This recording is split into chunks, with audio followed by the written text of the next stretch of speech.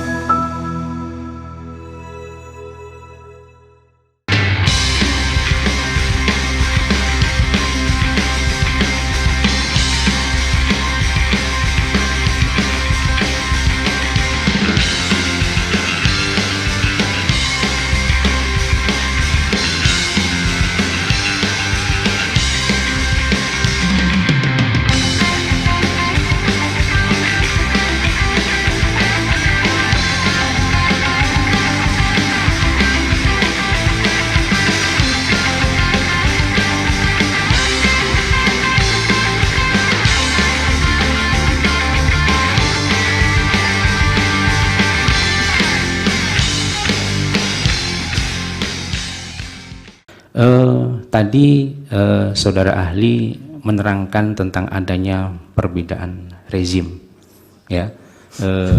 Sedikit kami izin menerangkan sebelum bertanya.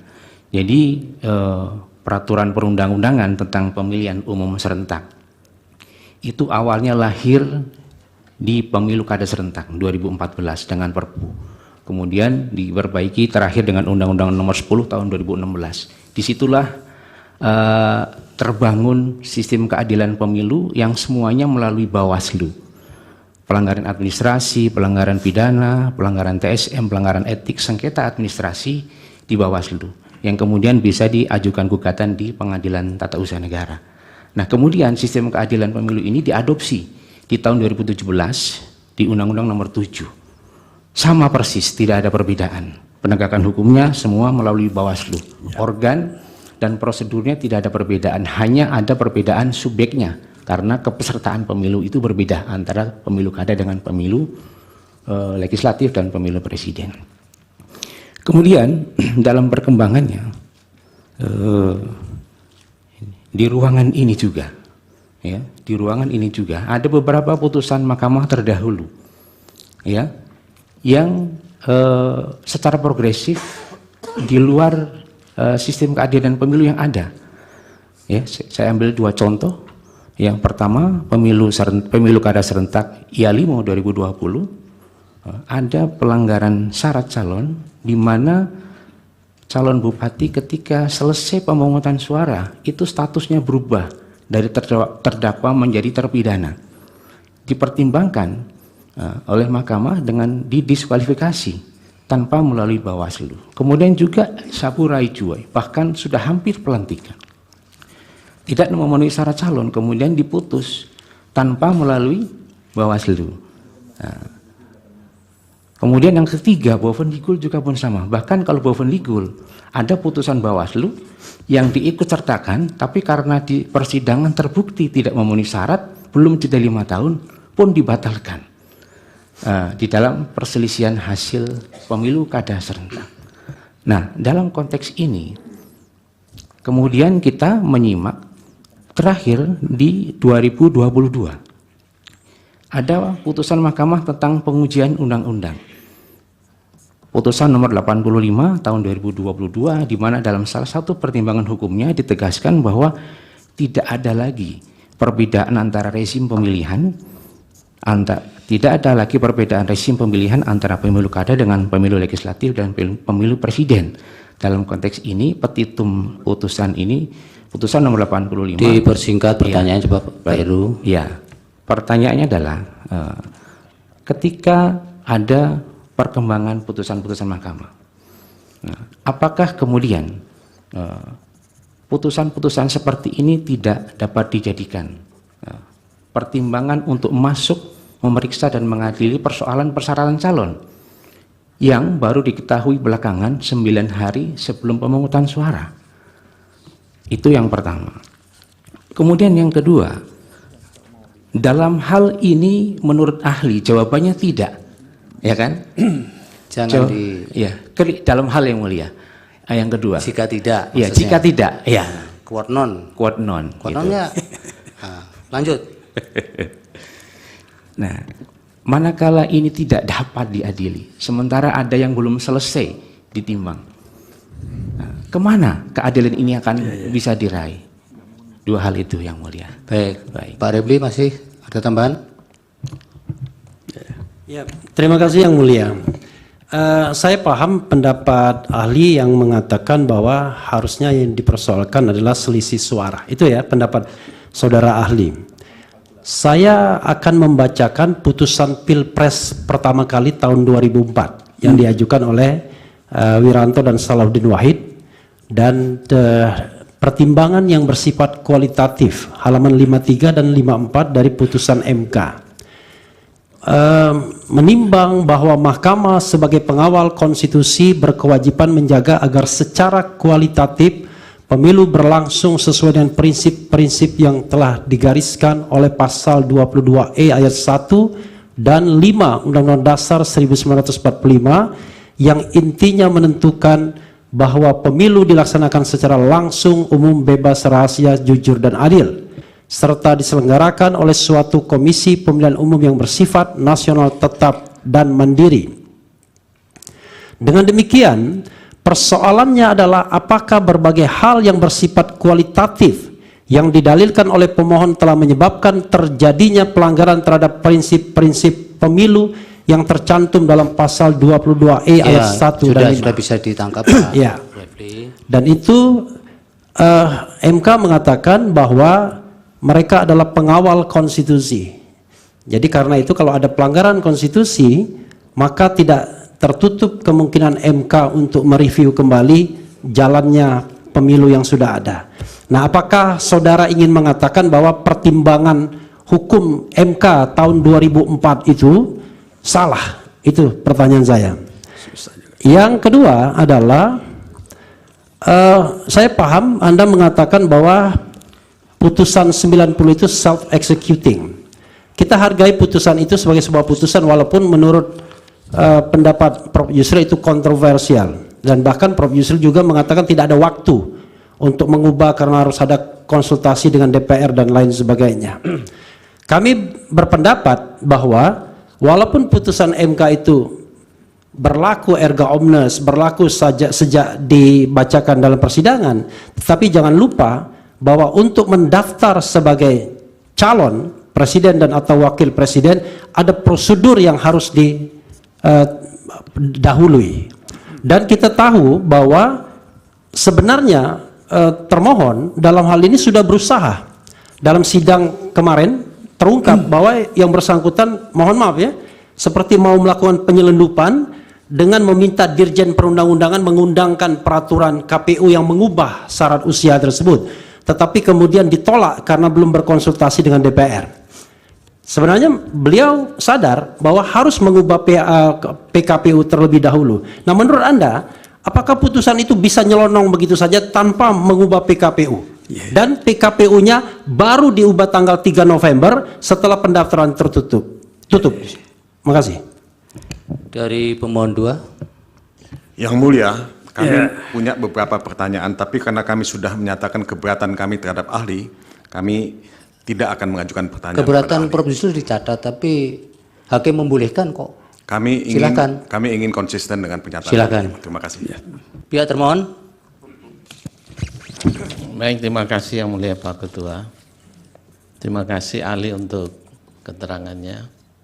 Saya ingin menindaklanjuti pertanyaan dari Pak Refli tadi.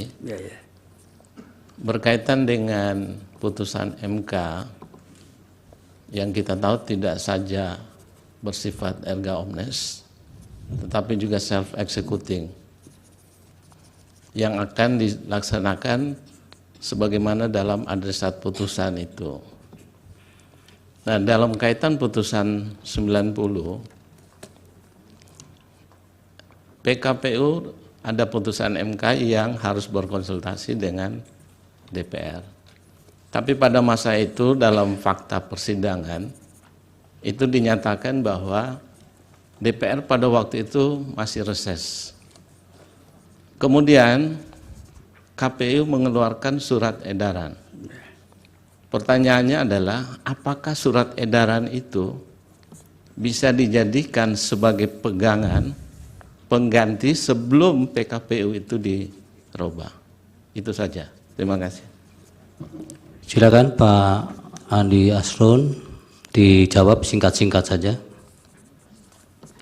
Terima kasih Yang Mulia. Terima kasih atas segala pertanyaan yang disampaikan kepada saya. Perkenankan saya menjawab pertanyaan satu persatu. Mudah-mudahan bisa dijawab.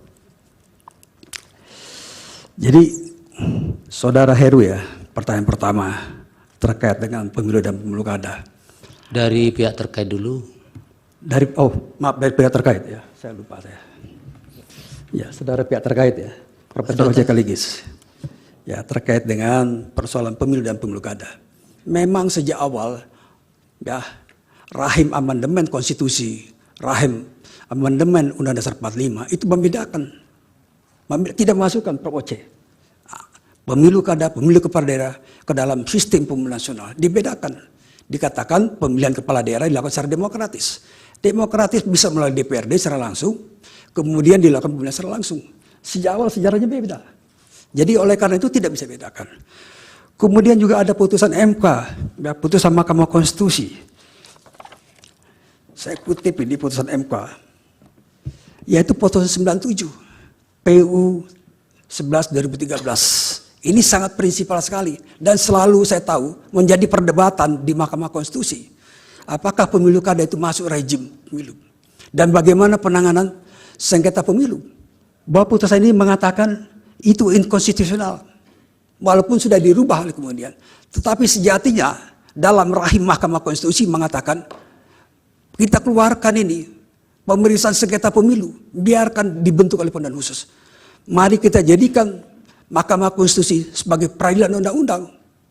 Biar marwah kenegarawan itu lebih tinggi, lebih melekat. Itu jawaban saya yang secara itu. Kemudian soal penetapan hasil ya. Misalnya ada putusan pemilu kada ingin diterapkan dalam kasus pemilu presiden. Saya kira dari ajasnya saja, dari lahirnya rahim ide pemilu kada itu berbeda dengan pemilu nasional. Dan implikasinya beda. Bayangkan kalau tiba-tiba semuanya dirubah, diulang secara total, mulai dari mana?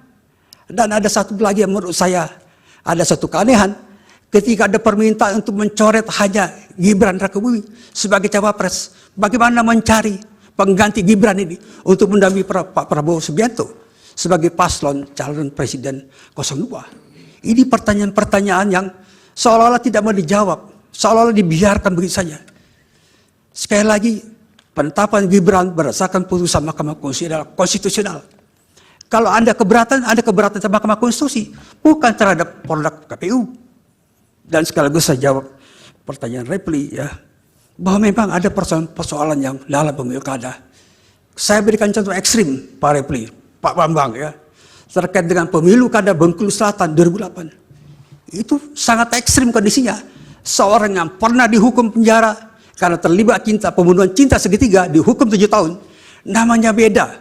Nama di KTP, nama di kampung, nama di kampus beda. Nama aslinya adalah Dirman Mahmud. Tapi nama di KTP, nama di kampus, Robi namanya. Supaya lebih keren karena tinggal di kota. Ya. Tapi oleh mahkamah digali kebenarannya itu. Karena situasi ekstrim sekali. Dicari data tidak ada. Didapatkan keterangan ahli bahwa betullah sinonima persamaan antara orang yang bernama Dirman Mahmud dan orang bernama Robi. Itu kondisi ekstrim Pak. Ya, diulang. Tapi ini Pak Gibran ini bukan narapidana, bukan kriminal. Dia mendapat legalitas dari Mahkamah Konstitusi, dan itu biasa. Kalau seorang merasa itu sudah tidak usah diulang-ulang. Ya. Pertanyaan pihak terkait Pak Niko tadi jawab dulu. Yang mana Pak? Dari penanya dua pihak terkait. Oh, pihak terkait. Yang pertama Pak Oce kan sudah dijawab. Ya. Yang pertanyaan Pak Niko satunya. Oh ya. Soal ini pertanyaan kedua tentang beda pemilu kada dengan pemilu nasional. Kira-kira gitu Pak ya. Singkat-singkat bisa Ya, diulang Pak. pertanyaan saya, bagaimana pelanggaran konstitusi yang sejatinya menunjuk pada undang-undang namun justru dalil-dalil yang dibangun tidak berkesesuaian dengan yang diatur dalam undang-undang? Apakah dengan demikian dapat dibenarkan? Saya kira sesuai dengan Undang-Undang Nomor 7 Tahun 2012, perselisihan di Mahkamah Konstitusi adalah perselisihan hasil perolehan suara. Tapi bukan sekedar suara itu. Bagaimana suara itu diperoleh dan kemudian apakah terjadi pengurangan, di mana terjadi pengurangannya, apakah di Sumatera Barat atau di Aceh, itu harus dibuktikan secara matematis. Tapi bukan sekedar menjadi mahkamah kalkulator. Ini ajas betul. Itu soal keadilan. Kenapa suara ditaruh di ujung? Karena ini persoalan kedaulatan rakyat, ini refleksi kedaulatan rakyat. Rakyat memberikan suara sebagai satu kontrak sosial, sebagai mengatakan adalah Jean Rousseau. Tidak bisa diterapkan Pak. Dari sejak awalnya rahimnya beda. Mudah-mudahan terjawab Pak. Ya, yang dari Pak Heru. Pak Heru, oke. Pak Heru tadi bertanya soal apakah putusan yang dalam pemilu kada, sengketa pemilu kada bisa diterapkan dalam pilpres, kira-kira gitu ya. Saya bilang nggak bisa. Kenapa? Karena implikasinya sekali lagi, ya sejarah asal muasalnya beda. Implikasinya udah mengerti. Ya, kalau saya suruh ulang secara langsung, kenapa suruh ulang langsung? Menggugurkan, pertama-tama diminta menggugurkan Gibran.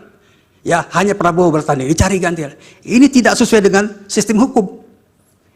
Ini pendapat yang tidak berdasar hukum. Kemudian kalau Pak Prabowo misalnya dan Gibran diskualifikasi, putusan MK tidak mengenal diskualifikasi, tidak mengenal diskualifikasi. Silakan lihat, kaji. Saya sudah meneliti persoalan ini dan sudah menulis 17 buku tentang ini. Jadi saya ngerti itunya. Jadi nggak bisa Pak. Ya. Kemudian terjadi perkembangan, ya perkembangan tentang apakah perkara itu datang dari pilkada segala macam. Saya lihat sekali lagi Pak, ya sekali lagi sejatinya mahkamah ini, mahkamah ya dilihat dari putusan-putusan dan kemudian sejarah perdebatan putusan MK, mahkamah ini ingin menyampingkan kok, mengeluarkan pemeriksaan sengketa pemilu keluar dari MK agar MK konsisten mengadili hanya perkara perundang-undangan. Itu Pak. Jadi tidak selamanya misalnya perkembangan kemudian ingin diterapkan itu tamir apa? Kembali pada Mas Bambang bahwa putusan 2019 Pak itu jelas menggarisbawahi bahwa sengketa proses di Bawaslu di MK-nya. Saya kira itu jelas Pak. Saya kira mudah-mudahan sudah terjawab Mas Bambang. Oh, yang kedua belum. Mas yang Refli, yang Mas Heru ya. Yang quote non tadi. Ya, quote non itu. Kira-kira itu jawabannya. Bukan, seandainya tidak bisa. Kan tadi ahli ternyata menerangkan tidak bisa di Mahkamah Konstitusi. Kemana keadilan itu bisa dimohonkan penyelesaiannya? Nah, itu soal nanti Pak. Itu soal politik hukum. Ya, nggak bisa dibahas sekarang. Perlu rapat dulu DPR yang baru ini dengan pemerintah Presiden Prabowo Gibran. Ya, yang pertanyaan Pak Refli, jawab. Nah ini tadi dikutip putusan sengketa Pilpres 2004 ya. Kita pakai yang terakhir Pak, 2019. Kembali lagi, itu yang paling anyar, paling baru. Silakan Bapak baca secara teliti, ya putusan 2019. Itu jawaban saya Pak. Bisa dikutipkan nggak 2019 bagian mana yang menjawab atau mendukung pendapat saudara ahli? Gimana? Putusan 2019 itu bisa dikutipkan nggak? Bagian mana yang mendukung pendapat saudara ahli bahwa itu hanya hitung-hitungan aja? Izin yang mulia, sebaiknya pertanyaan-pertanyaan Iya. tidak dialogis. Melalui seperti hakim ya, ini. Pak Refli. Melalui hakim ya. Ya, itu baca amalis saja Pak, gampang itu ya. Ada baca amalis setelah pulang dari sidang. Ya. Pak Asron ada penegasan bahwa di putusan 2019 di bagian mana yang itu menegaskan bahwa Mahkamah Konstitusi hanya mempertimbangkan pada bagian-bagian penghitungan suara saja, tidak berkaitan dengan TSM lah. Contoh realnya itu. Ada tidak pada bagian itu? Ada ya. Ini saya kutip ini. Bahwa putusan MK ya hasil pemilu 2019 nomor 01 PHPU Pres 17 Romawi 2019 menyatakan antara lain ya, putusan tersebut menegaskan Mahkamah Konstitusi hanya memeriksa perselisihan suara di pemilu presiden dan pelanggaran pemilu dan sengketa proses pemilu ditangani oleh Bawaslu. Ya, Kalau Anda lihat tracking sendiri bisa dapat ya. Itu di bagian dalam putusan. Terima kasih.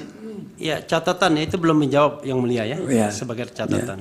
Untuk langkah jawaban Anda periksa Ya, sendiri. itu kita tidak bisa paksa juga, ahli harus menjawab apa yang Anda tanyakan. Nanti kami yang menilai.